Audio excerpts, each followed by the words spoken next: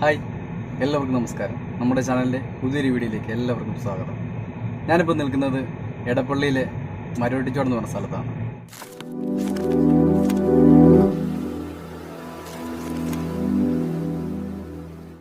ബേഡ്സിന് നമുക്ക് എല്ലാവർക്കും ഇഷ്ടമാണല്ലേ.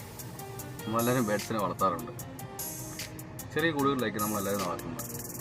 എങ്കിൽ നമ്മുടെ വീടിന് അത്ര വലുപ്പമുള്ള വലിയൊരു കൂട്ടിൽ 37ഓളം ബേഡ്സിന്, അതും വളരെ വിലയുള്ള 37ഓളം ബേഡ്സിന് നമുക്ക് കണ്ടാലോ.